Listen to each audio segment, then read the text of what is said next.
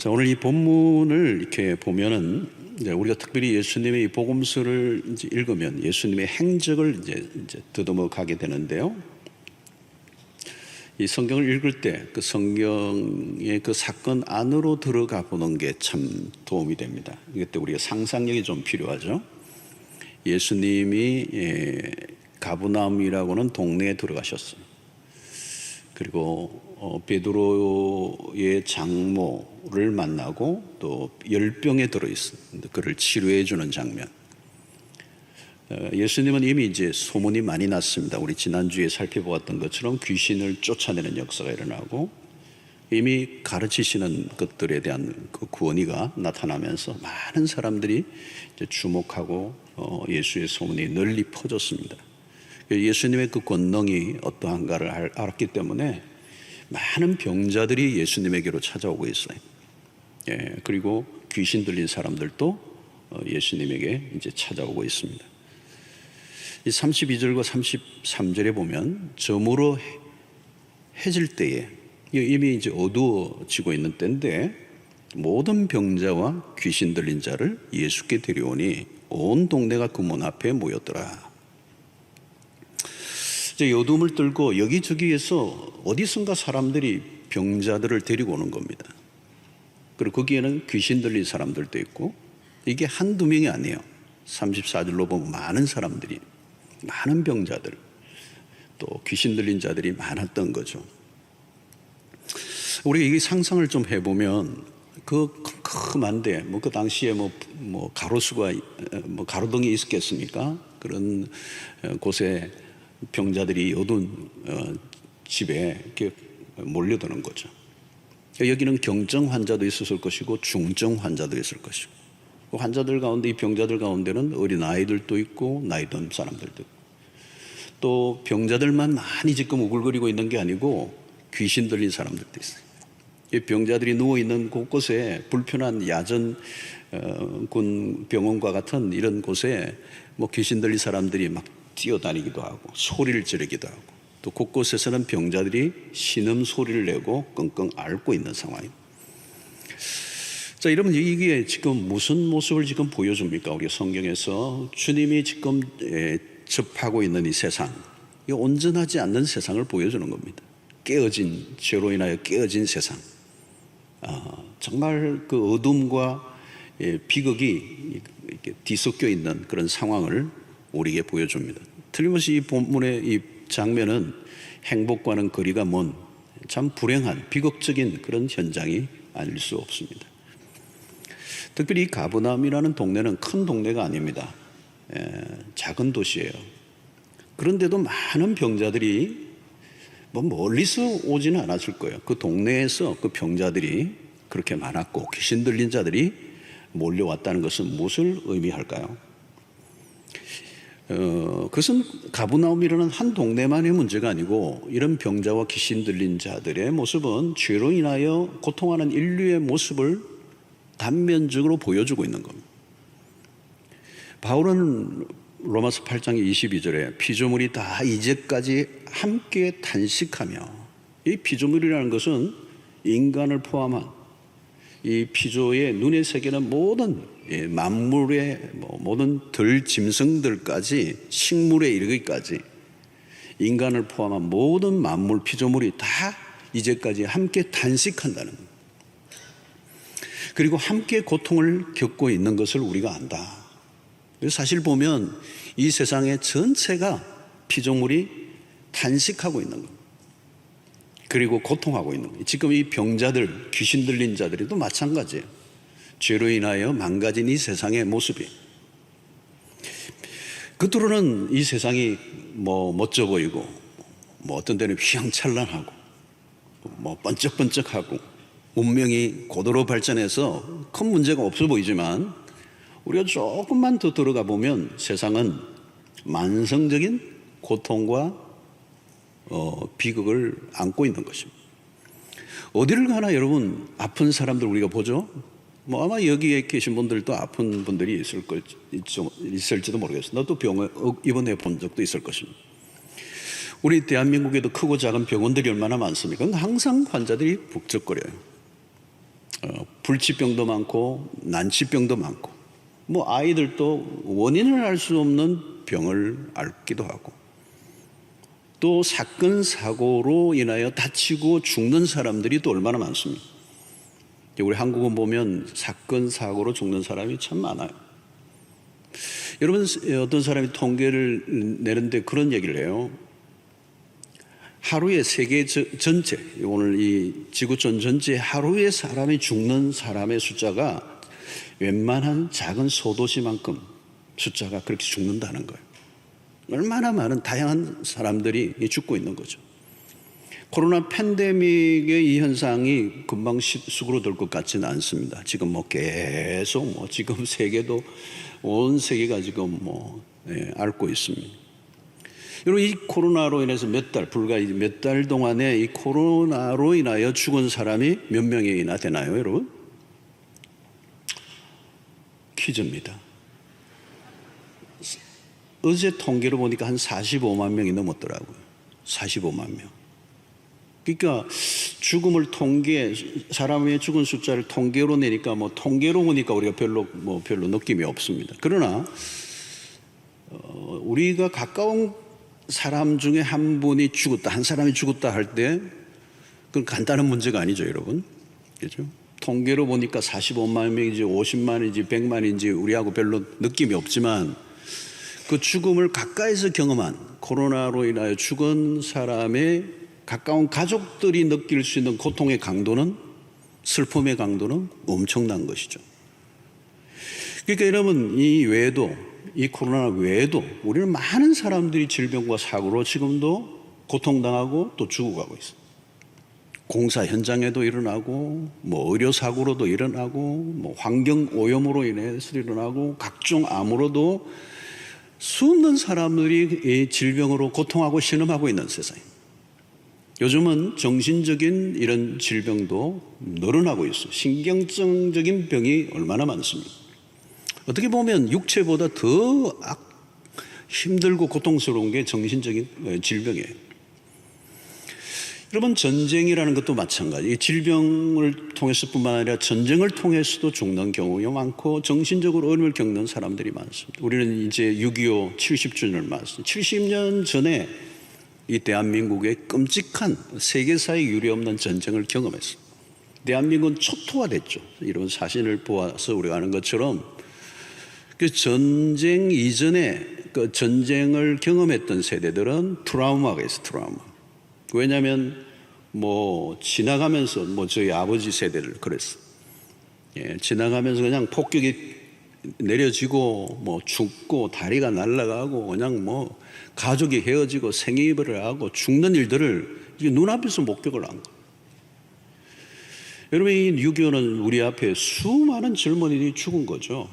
세계 많은 나라들이 우리 한국에 와서 목숨을 빼앗겼습니다. 제가 호주에서 목회할 때도 가까운 이 콩코드 호스피탈이 있었는데요. 그게 이제 제일 위층에 보면 한국전에 참여했던 호주, 이제 그때는 젊은이였는데 지금은 완전히 노인이 되신 분들. 부상을 당했는데 일평생 그분들은 이제 부상자로 이제 그 병원에서 이제 생애를 마감하는 거예요. 그 얼마 남지 않은 이제 그분들을 저희들이 가서 이제 위로도 하고 이제 그렇게 시간을 보낸 적이 있는데요. 그 전쟁의 이제 상처들이죠, 상처. 그게 대한민국에서 일어났던 전쟁인데 온 세계 젊은이들 안에 여전히 그게 이제 겪고 있는 것이죠. 여러분 지금도 세상은 분쟁과 소요, 또 전염병, 난치병, 이 죽음의 행렬은 계속되고 있습니다. 인류 역사에 여러분 전쟁도 그렇습니다. 쉬지 않고 일어났어요.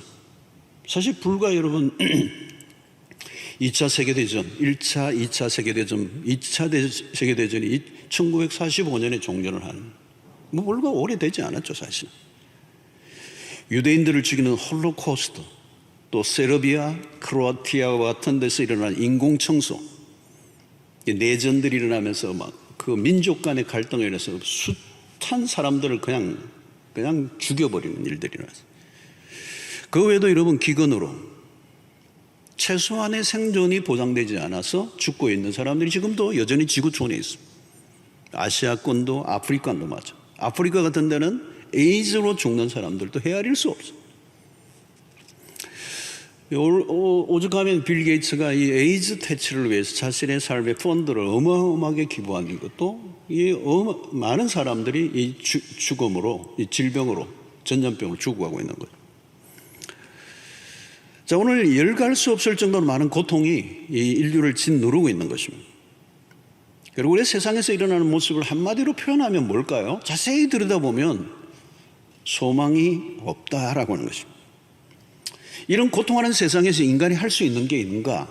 또 이런 문제를 경감시키고 약화시킬 수 있고 그것을 없앨 수 있는 능력이 인간에게 있는가? 없다는 거예요. 통증 완화를 위한 진통제는 개발할 수 있을지 모르지만 그 고통 자체를 없앨 수 있는 능력이 인간에게는 없어. 그래서 오늘 이 세상은 신음하고 있는 것입니다. 예수님이 처음 이 목격한 공생에 목격하고 있는 이 장면은 신음하고 있는 세상, 고통으로 가득한 세상. 그래서 주님이 공생을 시작하면서 처음 마주한 세상을 조금 우리에게 보여주고 있는 겁니다. 자, 여기서 우리는 먼저 발견하는 것은 주님은 고통하는 이 백성들에게로 세상에 다가오셨다는 거예요. 주님은 인생들이 겪는 삶의 복잡한 문제를 외면하지 않으셨습니다. 히브리서 4장 15절에 보면 우리에게 있는 대제사장은 우리의 연약함을 동정하지 못하실 리가 아니요 모든 일에 우리와 똑같이 시험을 받으시니로되 죄는 없으시니라. 이제 우리의 연약함을 동정하시는 분이시다.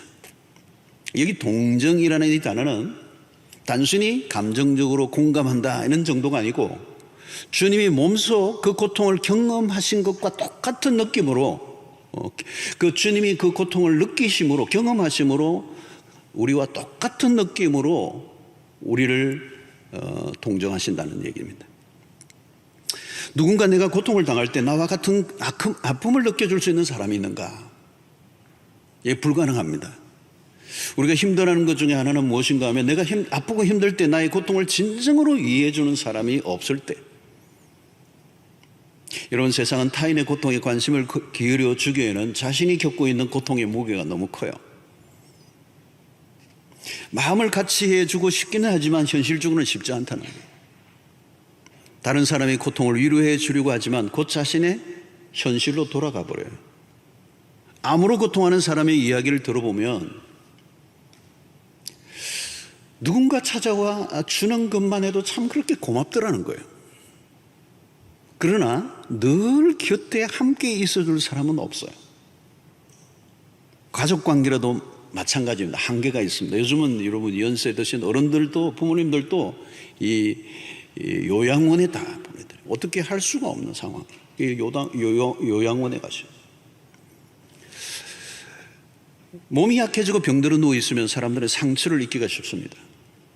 그 누구도 나의 고통에 진정한 위로를 줄 수 없기 때문에 그렇습니다. 여러분, 삶이 망가지고 깨어져 힘들어 있는 어떤 어려운 가족이나 친구를 만나서 깊이 대화하고 함께 울고 함께 기도하고 나서 집으로 돌아오면요, 몸이 막 짓눌려요.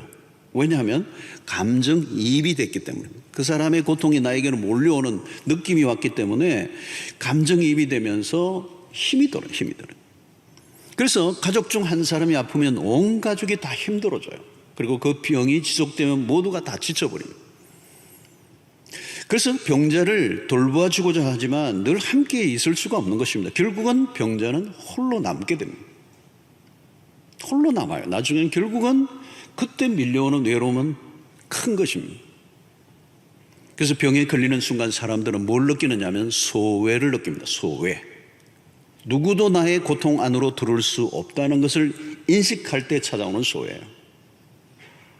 우리가 잘 아는 이효령 교수님이 그 얘기를 했던 기억이 나요. 어릴 때에 자기가 열병으로 알아서 온몸이 불타고 있는데 어머니는 바깥에 외출을 했다가 돌아오지 않았는데 한참 있다가 돌아와서 그 어머니가 자기의 뺨을 탁 만지는데 그 바깥에 겨울 바람을 마시고 돌아온 어머니의 손이 그렇게 차더라는 거예요. 자기는 열덩어리고. 근데 아들이 열병에 나서 그 뜨거워서 고통하는 걸 보면서 어머니가 손을 딱 만져주는데 그 어머니의 손과 자기의 뺨 사이에 그 아주 얕은 막, 거기에는 닿을 수 없는 거리를 느꼈다는 거예요. 어머니와 자기가 느끼는 그 어머니가 나의 이 고통 안으로 들어올 수 없는 그 얇은 막이지만 그게 어마어마한 간격이라는 걸 자기가 느꼈다고 얘기해요. 여러분, 요즘 세상이 갈수록 냉혹해지고 있습니다. 어떤 데는 부모가 자녀를, 또는 자녀가 부모를 방치하기도 합니다. 외면당하고 버림을 받는 일들이 점점 많아져 가고 있어요. 대개는 예상치 않는 순간에 이 질병이 찾아오고 그때 맞이하는 상황은 모두가 낯설고 스스로 감당하기 어려워. 내가 아플 때 조금이라도 이해해 줄 수 있는 사람이 얼마나 있는가 하는 것입니다. 욥기서에서 가르쳐주는 메시지는 무엇입니까? 욥기서를 보면 고통 가운데 있는 사람을 진정으로 위로해 주는 일이 어렵다는 거예요. 위로는커녕, 욥기서에서 말씀하는 것은 위로는커녕 고통을 가중시켜요, 친구들이. 자, 그런데 오늘 이 본문에 나타난 이 주님은 누구이십니까? 주님은 창조주로서 거룩하신 분으로 어떤 공간에 하늘 보좌에 계신 분이 아니라 고통이 많은 이 세상의 한가운데 찾아오신 분, 그리고 우리의 고통을 외면하지 아니하십니다. 주님은 다가오는 병자들을 따뜻하게 환대해 주시고 그들을 거절하지 아니하시고 다 치유해 주고 계시는 모습을 보여줍니다. 주님은 인간이 겪고 있는 고통과 거리를 두신 분이 아니에요. 그래서 기독교는 고통에 대해서 하나님이신 분이 직접 고통을 겪으실 뿐만 아니라 십자가를 통하여 그 고통에 들어오시고 인간의 고통을 충분히 이해하시고 또 고통과 함께 하시고 고통을 위로해 주시는 주님이시라는 거예요. 34절을 보면 예수께서 각종 병이 든 많은 사람을 고치시며, 이 많은 사람을 고치셔, 그런 많은 귀신을 내쫓으셨다. 육체를 가지신 주님으로서 밀려드는 병자들과 귀신 들린 자들을 계속 대하는 일이 쉬운 일은 아니었을 것입니다. 그러나 주님은 병들고 고통하는 자들을 끝끝내 품어주시는 거예요. 주님은 사람들의 필요에 민감하게 다가가셨다는 겁니다. 주님은 인간의 필요를 아십니다. 오늘 이 본문에 본 시몬의 장모를 치료하시는 장면이 나오는데요, 주님은 시몬의 장모에게 손을 내밀어 일으키시는 장면을 보여줘요. 굉장히 따뜻한 모습이죠. 그냥 말씀으로 일으키실 수도 있는데 손을 내밀어 일으켜 주시는 그 주님의 모습. 주님은 당신에게 도움의 손을 내미는 자를 외면하지 아니하시는 거예요. 그리고 감정적으로 동정만 하시는 분이 아니라 친히 도우실 수 있는 능력을 가지고 계시는 거예요. 병자들을 고치시고 귀신을 몰아내신 사건은 무엇을 의미합니까? 주님이 그리스도는 하나님이시라는 사실. 그분은 땅과 하늘의 모든 권세를 가지고 계시고 만물이 그 앞에 복종하게 하셨어요. 사람이 병에 든다는 것은 병의 지배를 받는 거예요. 병을 못 이기니까 병에 내가 지배를 당하는 거예요. 자신의 힘으로 이겨낼 수가 없는 것이죠. 귀신의 지배를 받는다던 건 뭡니까? 귀신이 나보다 더 큰 힘을 가지고 나를 지배하니까 내가 그 귀신이 들려 있는 거죠. 인간은 연약한 존재입니다. 오늘 인류가 겪는 고난을 거슬러 올라가면 이게 어디에서부터 출발되는 것입니까? 바로 에덴에서부터 출발되는 거예요. 하나님에게 반역한 인간에게 주어진 형벌. 죄를 지은 이후 인간은 환경의 지배를 당하게 되어 있습니다. 온 땅을 다스리고 정복해야 할 인간이 죄를 지음으로 세상의 지배, 환경의 지배를 받게 됩니다. 오늘도 마찬가지예요. 여러분, 아무리 대단한 기술과 문명이 발달해도 해결하지 못하는 문제는 더 많고요, 또 계속 그 문제는 늘어나요. 온 세상은 지금 다양한 문제들로 몸살을 앓고 있습니다. 코로나도 마찬가지죠, 여러분. 꼼짝없이 당하고 있는 거예요. 그럼 미국도 마찬가지고 선진국들이라고 하는 나라들이 이번 이 코로나를 꼼짝없이 당하는 거예요. 여러분, 인류에게 고통의 문제가 해결되지 않는 거예요. 코로나가 해결되면 몇 년 후에 해결되겠죠. 뭐 백신이 나오고 치료제가 나오고 뭐 어떻게 하겠죠. 꽤 걸릴 거란 말이죠. 근데 이번에는 이 코로나는 변형이 계속 일어나면서 뭐 또 개발해도, 치료제를 개발해도 이게 안 될 거라는 얘기도 많아요.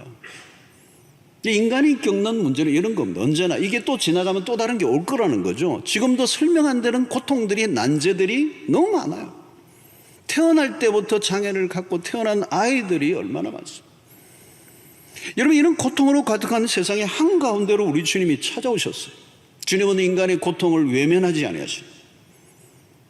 자, 오늘 이 병자들을 고치는 사건, 귀신을 쫓아내는 이 사건을 통하여 주님이 우리에게 보여주시려고 하시는 것은 이제 하나님의 나라가 구체적으로 임했음을 알려주는 겁니다. 그리스도는 만물의 통치자고 만물을 새롭게 하시는 분이시고, 이 세상의 어떤 복잡한 문제도 그분의 권세 아래에 있다는 것입니다. 우리는 해결하기 어려워 보여도 주님에게는 불가능한 일이 없으시고, 주님은 고통하는 세상에 답을 가지고 계시는 유일한 분이시라. 그래서 오늘 본문은 우리에게 이 고통에 다가오실 뿐만 아니라 그 다가오시는 그 주님은 긍휼의 마음을 갖고 계신다는, 긍휼의 마음. 우리는 주님의 마음에 주목을 해야 합니다. 단순히 능력을 가지고 뭐 기적을 베푸셨다라고 하는 얘기가 아니라 주님은 고통하는 세상에 대한 연민의 마음을 드러내셨다. 주님은 능력만 가지고 계신 분이 아니라 고통하는 자에게 긍휼을 베푸시는 분이십니다. 복음서에서 만나는 주님은 긍휼이 많으신 분이시죠. 주님은 고통당하는 자를 대충 만나주시는 분이 아닙니다. 피상적으로 위로의 말을 전하시는 분이 아니에요. 아파하는 자와 진정으로 같이 아파하시는 분. 주님은 병든 자들의 마음을 충분히 느끼셨습니다. 주님의 마음이 지금 어디로 기울으십니까? 주님은 약한 자들을 진정으로 위로해 주시는 분이십니다. 그래서 여러분, 언제나 우리가 언제 주님을 만났는가 하면 우리 모두도 아마 비슷할 거예요. 대부분 고통의 순간에 주님을 만났습니다. 가장 인생에 고통할 때, 그때 주님을 만난 거예요. 그 주님이 우리에게 다가오신 겁니다. 여러분, 내가 사실은 우리가 전성기를 누리고 내가 잘 나갈 때 사람들이 많이 내 주변에 오죠. 그리고 내가 정말 가치 없고 쓸모가 없으면 내 주변의 사람들이 다 떠나버려요. 우리가 세상에서 열심히 살아가는 이유도 다른 사람에게 소외되고 배제되지 않고 언제나 내가 뭔가 환대를 받기 위하여서 몸부림을 치고 있는 거예요. 쓸모가 없으면 때로는 자식도 부모도 버리기도 하는, 이 비정한 일들이 우리에게 매일 일어나고 있는데, 주님은 오늘 가장 약한 자들, 병자와 귀신 들린 자들을 외면하지 아니하시고 다가오시고 그 고통하는 자에게 마음을 기울여 주시는 분이시죠. 32절을 보면 여러분, 저물어 해질 때에 모든 병자와 귀신 들린 자를 예수께 데려오니, 이게 저물어 해질 때라고 했어요. 32절은. 그리고 33절, 34절에 그 많은 병자와 귀신 들린 자들을 고쳐주시는 작업이 일어나는데 아마 그게 이제 밤 늦은 시간까지 진행됐을 거예요. 그리고 35절을 보면 무슨 말씀이 나오느냐. 새벽 아직도 밝기 전에 예수께서 일어나 나가 한적한 곳으로 가서 거기서 기도하시더니. 그러니까 예수님의 지금 동선이 지금 보이죠. 빈틈없는 스케줄이에요. 아침부터 저녁 밤 늦은 시간까지 경무에 시달리고 병자를 돌보시고 귀신을 쫓아내고, 여러분, 귀신 쫓아내는 게 이게 보통 이게 작은 작업이 아닙니다. 병자를 고치는 일들도 이게 그냥 일이 아니에요. 그 병자에 갖고 있는 모든 애환과 절망과 고통을 내가 끌어안는 거죠. 그죠? 여러분, 이 치유 사역을 할 때 그냥 병자들을 기도할 때 그냥 기도하는 게 아니에요. 진액을 쏟는 겁니다. 그 예수님이 지금 밤새 그 일을 하시고 새벽에 또 일어나셔서 또 기도하시는 모습을 보여줍니다. 이 짧은 본문이지만 예수님의 동선을 보면 하루에 일과가 다 들어와요. 쉴 새 없이 사람들이 몰려와. 이 소문이 나기 시작하니까 쉴 새 없이 사람들이 몰려오고 돌봐야 되고 기도해 줘야 되고 치유해야 되고 귀신을 쫓아내는 일을 하고 있는 것입니다. 이런 많은 사람들을 대하다 보면요, 직업병이라는 게 생겨요. 이 목회자도 사람을 많이 계속 만나다 보면 자칫하면 내 안에 깊은 심정을 가지고 만나지 못할 때가 있어요. 그죠? 그분은 정말 안타까워서 개인의 고통과 아픔의 문제를 가지고 왔는데 나는 많은 사람을 만나니까 그냥 형식적으로 만나고 기도해주고 보낼 수도 있어요. 예. 아무리 귀한 일이라도 계속 하다 보면요, 그게 초심을 잃어버릴 수가 있고요, 내가 피곤하면 만사가 귀찮아지는 거죠. 병문안도 가다 보면, 계속 하다 보면 그 병자의 입장에서는 정말 절실하게 지금 기다리고 있는데 그냥 의례적이고 건조한 대화를 하다가 돌아올 수도 있단 말이에요. 여러분, 그러나 주님은 오늘 여기에서 그게 아니에요. 다가오는 그 주님은 그들의 고통의 깊이를 충분히 알고 계세요. 주님은 그런 이 고통하는 세상의 사람들을 내버려 두지 아니하시고 그들을 만나주시고 그들을 안아주시고 품어주시고 환대해 주시고 손을 내밀어 주시고 일으켜 세워주시고, 고통하는 세상에서 그 고통하는 세상을 그대로 내버려 두셨다면 살아낼 힘이 없는 사람들을 주님이 건져주신 거예요. 지금도 여러분, 요즘 제가 이렇게 많은 얘기들을 들어보면 코로나 이후에 우리 삶의 질이 떨어지고요, 힘들어하고 뭐 파산을 겪고 뭐 가게 문을 닫기도 하고 실업하고 뭐 취업이 안 되고, 그러게 또 바깥에 활동도 잘 못하고 마스크 쓰고 사람을 두려워하고 그냥 집거하고 방콕하고 집콕하고, 그래서 요즘 어디 뭐 갈 수도 없고 여행도 못 가고, 그래서 차박하고 뭐 희한한 단어들이 막 나오더라고요. 그러니까 우울해지는 거, 우울해지는 거. 정신병이 막 드러나고요. 그리고 삶이 막 쪼여오니까 버텨내지를 못하고 스스로 삶을 끝내버리는 사람들이 많아요. 예.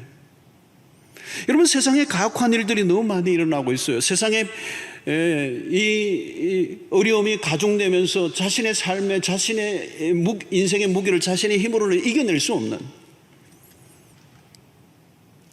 사랑하는 성도 여러분, 오늘 주님은 우리에게 다가오셔서 우리의 심령을 돌보고 우리에게 용기를 주시고 우리를 위로하시고 우리를 공감하시고 우리에게 긍휼을 베푸시고 우리가 다시 일어서도록 지금도 일하고 계시는 주님이십니다.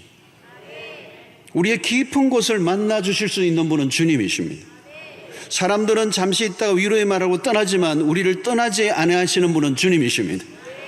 모든 사람이 다 떠난다 할지라도 나는 너희를 고아와 같이 버려두지 않겠다고 약속하신 분이십니다. 그리스도가 찾아오시면 우리에게 어떤 일어나는 일들도 불행도 비극이 아닙니다. 그리스도 안에서 더 이상 저주는 없습니다. 그리스도가 우리를 위해 대신 저주의 십자가를 지셨기 때문입니다. 예수를 믿으면 암에 걸립니다. 예수 믿으면 안 걸리면 얼마나 좋겠습니까? 예수 믿는 사람도 암에 걸릴 수 있습니다. 신자들도 암에 걸리지만 무엇이 달라졌습니까? 암에 안 걸리는 것이 아니라 암에 걸려도 여전히 하나님의 사랑 안에 있음을 우리가 믿습니다. 육체적인 죽음이 찾아와도 우리에게 주어진 하늘의 소망은 사라지지 않습니다. 더 이상 그리스도인에게는 저주가 없어요. 삶이 본래 어려운 것이지만 요즘은 코로나로 인해 더 어려워져 가고 있습니다. 세상에는 진정한 위로와 소망을 얻을 곳이 없습니다. 다양한 이유들로 인하여 우리의 삶이 무너지지만 신자는 주님으로부터 깊은 환대를 경험한 사람입니다. 아무도 나를 위로해 주실 수 없을 때 가장 가까이 다가오셔서 깊이 만나주시는 분은 우리 주님이십니다. 죽고 싶을 정도로 힘든 순간이 있었지만 다시 나를 살려내신 분이 그리스도이세요. 고통의 문제에 아무도 답을 주지 못할 때 유일하게 답이 되시는 분은 그리스도이십니다. 십자가에 매달리신 예수 그리스도는 고통의 극점까지 가셨던 그 주님은 우리의 고통에 대해서 공감하시는 분이에요. 우리가 할 일이 있어요. 그래서 고통에 있는 이웃들에게 그리스도를 소개해 주는 일들이 우리에게 필요해요. 우리가 고통하는 이웃을 쉽게 위로하려 들거나 혹은 고통을 덜어주려고 노력하는 일은 위험합니다. 우리가 할 일이 있다면 그리스도가 누구이신지를 소개시켜주는, 그리스도를 만나는 일 외에는 세상에 겪는 고통에는 답이 없습니다. 고통하는 세상에 필요한 것은 고통을 경감해 주려고 하기보다 그리스도를 만나도록 도와주는 일입니다. 세상을 창조하신 하나님은 아들의 십자가의 고통을 통해서 망가지고 깨어진 세상을 지금도 회복시키시고 계십니다. 고통하는 세상에서 그리스도 밖에 다른 길이 없음을 믿고 고통과 고난 속에 홀로 견디고 버티지 말고 우리 주님과 함께 하심으로 고통 속에 폭풍 속에서도 날아오르는 은혜가 있게 되기를 축원합니다. 여러분, 주님의 진정한 치유는 육체와 정신만이 아니라 영혼입니다. 수많은 사람들이 주님을 찾으신 목적은 병 나음과 귀신으로부터 노임을 받기 위해서였습니다. 주님은 그들을 낫게 해주셨어요. 그러나 그것이 최종적인 목표는 아닙니다. 육체만 치유되는 것만으로는 완전한 치유가 아니에요. 영혼이 구원을 받아야 합니다. 기적보다 더 중요한 것은 기적을 통해 예수를 만나는 겁니다. 주님은 다가온 병자와 귀신 들린 자를 치유해 주셨습니다. 그러나 당대의 모든 병든 자를 다 고쳐주신 게 아니에요.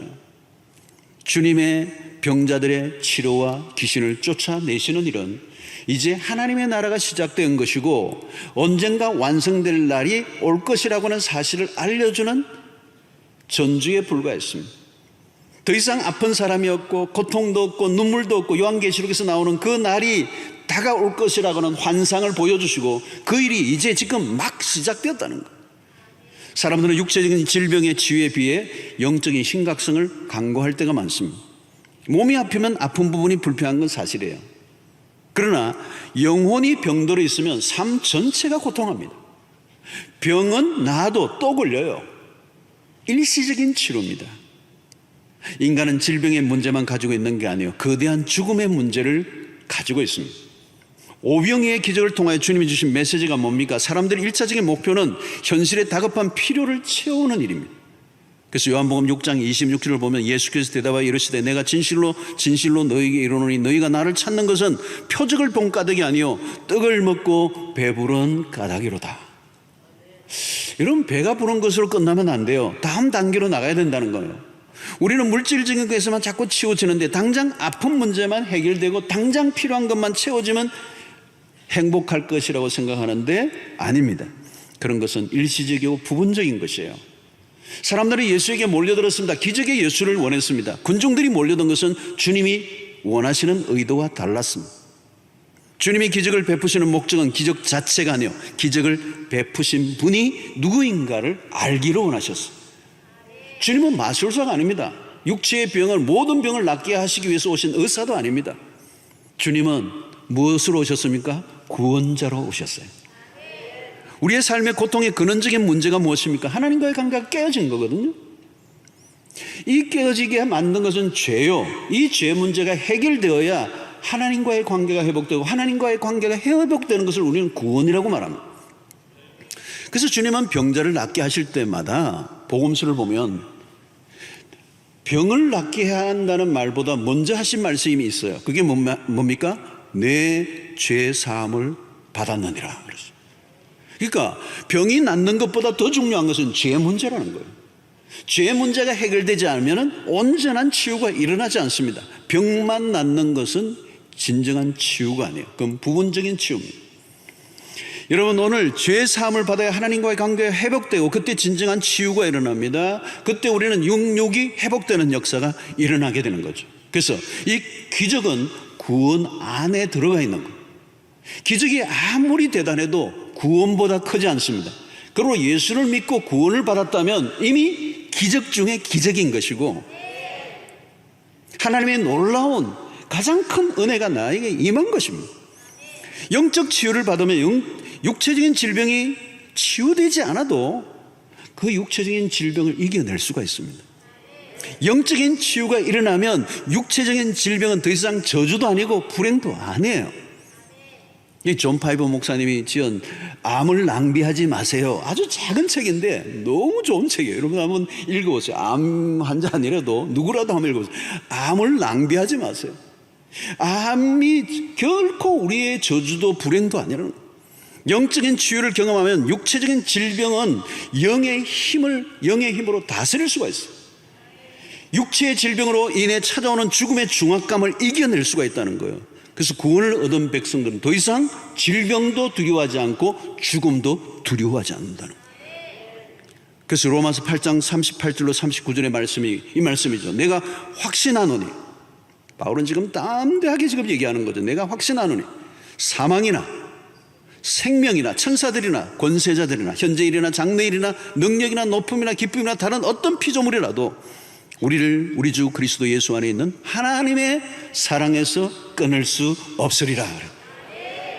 그 앞에서 지금 뭐 사망, 생명, 천사, 뭐 열거하는데 이 세상의 모든 것, 어떤 사건, 어떤 사람들이 말하기에 불행이라고 말할 수 있는 것들이라 할지라도 우리를 우리 주 그리스도 예수 안에 있는 하나님의 사랑에서 끊을 수 없으리라. 그렇게 해서 이 바울은 지금 내가 확신한다는 거, 확신한다. 사랑하는 성도 여러분, 온전한 회복이란 병이 낫고 안 낫고의 차원에서 벗어나면 내가 지금 어떤 상태에 있든지 하나님의 사랑에 거하고 있다면, 하나님과의 관계가 해결되고 나면 우리의 삶에 일어나는 어떤 일도 비극과 저주가 아니라는 겁니다. 오히려 고난이 찾아올수록 하나님의 은혜는 더 증폭되어져 우리로 하여금 일어나게 하신다는 거예요. 이런 사단은 질병이나 사고들로 우리의 삶을 파괴하려고 하고 불행하게 만들려고 해요. 그래서 하나님으로부터 멀어지게 만들려고 하죠. 그러나 하나님은 우리 안에서 일어나는 어떤 일들을 통해서도 하나님의 뜻을 이루어 가십니다. 그것이 로마서 8장 28절의 말씀 아닙니까? 하나님을 사랑하는 자 곧 그 뜻대로 부르심을 입은 자들에게는 모든 것이 합력하여 선을 이루나니라. 하나님은 어떤 것을 통해서라도 당신의 영광을 받으십니다. 그래서 기적보다 구원이 훨씬 더 크고 놀라운 일이라는 사실을 놓치지 말아야 합니다. 오늘 본문에서 주님이 병자들을 고치시고 귀신을 쫓아내시는 일을 통해 주님이 주시고 하시는 핵심적인 메시지는 구원이에요. 구원. 이 망가지고 깨어지고 상하고 무너져가는 이 절망적인 이 세상 속에 하나님이 구원을 베풀어 오셨다는 것. 그 하나의 전조가 병자를 낫게 하는 것이고 귀신을 쫓아내는 사건은 가장 부분적인 것이고, 이제 하나님의 나라가 시작되었음을 알리는 것이고, 이 것들이 더 확장돼서 구원의 완성이 이루어질 것을 보여주고 있는 것입니다. 여러분, 우리의 문제들이 해결된 것에 대한 이야기들로만 만족하지 마시고 주님께서 십자가를 통하여 구원을 이루신 사건을 우리가 놓치지 말아야 합니다. 만약에 우리가 십자가가 우리의 육체적인 병 낫는 것만으로 끝난다면 그건 어마어마한 하나님의 편에서 낭비예요. 우리에게 어떤 일이 일어나든지 그것이 남들이 보기에는 비극으로 보여진다 할지라도 그 일을 통하여 우리를 구원으로 이끌어내신다면 그것은 큰 축복이 아닐 수가 없는 것입니다. 하나님은 우리의 질병이나 온갖 고통을 통해서도 예배를 받기를 원하십니다. 인류의 타락으로 인해 죄 아래 신음하던 인간이 하나님을 예배하는 자로 바뀌어지는 것처럼 큰 축복은 없는 것입니다. 하나님을 무시하며 자기 마음대로 살던 삶에서 하나님에게로 마음을 돌리게 한다면 그것은 축복인 것입니다. 사랑하는 성도 여러분, 세상은 고통으로 가득 차 있습니다. 돌아보십시오. 뭐 다 아파하고요, 신음하고 절규하고 뭐 생로병사 그 말 그대로입니다. 태어나고 늙고 아프고 죽고. 여러분, 코로나로 창궐하니까 어떤 사람들은 막 재미가 없고 밥맛도 없고, 그래서 무슨 재미로 사니까 트로트 음악 듣는 거로 막 유일하게 위로가 된다 그러더라고요. 여러분, 그게 세상의 모습이에요. 그 외에는 답이 없어요. 답이 없어. 여러분, 단순히 질병만의 문제가 아닙니다. 세상을 뒤덮고 있는 거대한 저주의 흐름을 인간이 막아낼 길이 없어요. 단순히 아프다, 단순히 내가 무슨 사고가 났다, 그게 아니에요. 인류가 겪고 있는 거대한 이 저주의 강을 인간의 힘으로 막아낼 길이 없는 거예요. 지금도 끊임없는 사고, 끊임없는 불의한, 끊임없는 이 세상에 이해할 수 없고 설명이 안 되는 고통과 문제들이 끊임없이 일어나는데, 바로 인간의 힘으로는 그것을 막아낼 길이 없기 때문에 바로 그리스도가 이 땅에 오신 이유가 거기에 있는 거죠. 그리스도가 오시면 어떤 비극도 축복으로 바뀌게 되는 거예요. 질병이 저주가 아니라 하나님을 알지 못한 채 질병 속에 죽어가는 게 저주예요. 고통을 통해서 하나님을 만날 수만 있다면 고통은 구원의 기회예요. 하나님의 사랑을 체험할 수 있는 선물이 되는 것이.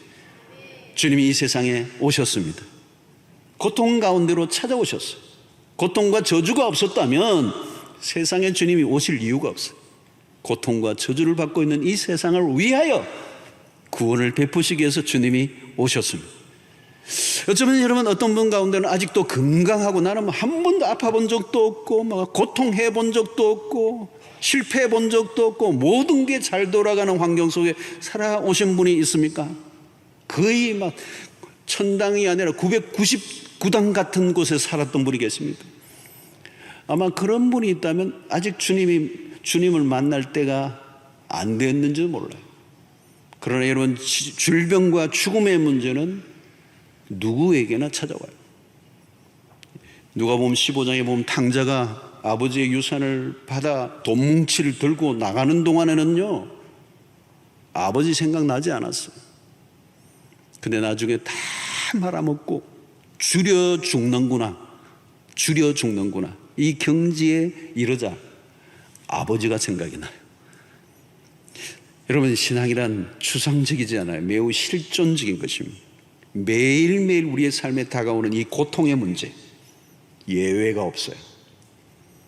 때로는 우리를 신음하게 하고 절망하게 하는 이 고통의 문제 앞에 설 때, 그 고통의 순간에 이 고통에 가득 찬 세상에 다가오시는 그 주님을 만나는, 내가 가장 힘들고 어려울 때 그 주님은 우리에게 다가오셔서 우리를 구원의 길로 이끌어 주시고 그 저주와 비극에서, 불행에서 건져내시는, 우리를 긍휼히 여기시는 주님을 만나는 은혜를 누리게 되는 것. 사랑하는 성도 여러분, 고통에 대한 완전한 답은 이 세상에 없습니다. 그리스도만이 인류가 겪고 있는 고통의 유일한 답이 되시고 소망이 되십니다. 주님이 찾아오시면 그 고통을 넘어서게 하십니다.